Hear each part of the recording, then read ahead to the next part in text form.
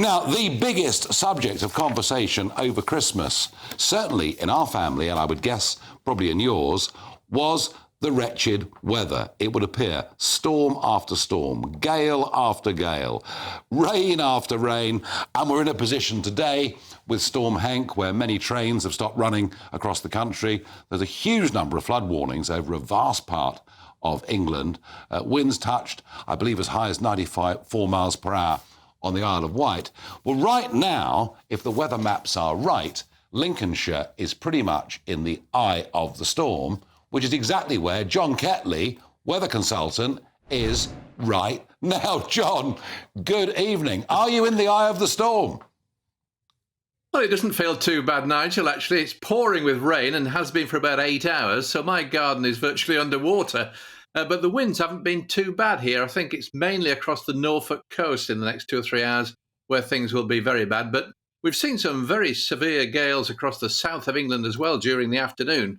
Over at Heathrow Airport, 69 miles an hour gusts, and down at Portland earlier on, it was up at 71 miles an hour there. And I think the highest I've seen was 81 at Exeter Airport, 74 down at St Morgan, which is now Newquay Airport. So we've seen some very severe gales across the south of England. There is a slow process going on now where the strongest of the winds are moving away into the North Sea. So we will, not too long from now, start to see the back of this storm, but there'll still be some blustery showers sweeping in for the rest of tonight and again through tomorrow, especially over more western parts of the UK. But yeah, nasty little storm, this one, I have to say, Henk. It did develop very quickly down across the southwest this morning, around about Devon, Cornwall, and into the Bristol Channel. And since then, it's trekked northeastwards right across the Midlands, bringing heavy rain and some of those gales with it. But of course, even behind it, there's been some sunshine returning across parts of southern England, despite the fact we've had those damaging gusts as well, Nigel.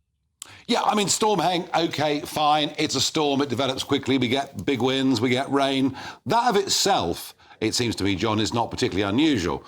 What does seem to me to be very unusual is that, I mean, certainly talking from Kent, where I was over the Christmas holidays, it seemed we had a gale of 40 miles an hour virtually every single day and heavy rain. Just how exceptional has this period been? It feels that it's almost unending.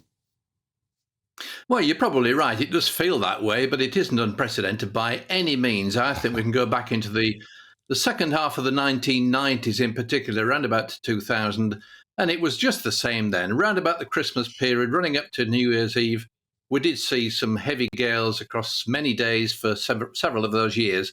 So we did see that sort of pattern before. It just depends really how the jet stream gets locked in across the country. And what's happening now, of course, is the jet stream, which is really the dynamics behind the powerful winds and the heavy rainfall that we see across this country. That jet stream is just further south than we'd like it to be, but it isn't unusual. And although it's been more across the south at the moment, you know, we've in previous years, 2005, 9, perhaps Cumbria has been more badly affected than the south of England.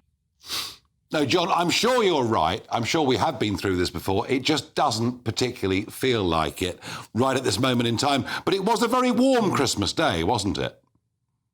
Yeah, mild again. Not the mildest. We saw a very mild one in 2016, I think. That's when we did see temperatures of around 15 or 16 degrees.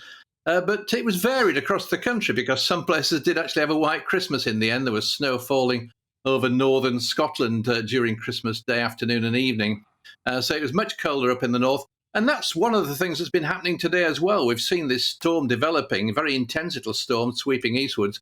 And that's because of the contrast in the temperature across the southern part of Britain. Up to 13 degrees across southern England, 9 degrees in Manchester, 7 degrees up around Scotland. So it's that contrast in temperature, Nigel, which you, I'm sure, are aware of. It is the change from the cold in the north to the mild in the south that brings these nasty little intense storms across the UK. Now, once these gales have gone, I think the wind settles into the north and we're going to have a very cold week next week. Is that right? Yeah, nothing severe. I think we're looking at fairly widespread frost rather than big, heavy snowfall. I don't think there's any sign of that at the moment. So we'll probably be looking in 2 or 3 days' time at high pressure coming in across the country instead of the low pressure, which is bringing these storms. And with the high pressure, it means to say that it will be much colder, probably more sunshine around by day. That wouldn't be difficult, would it?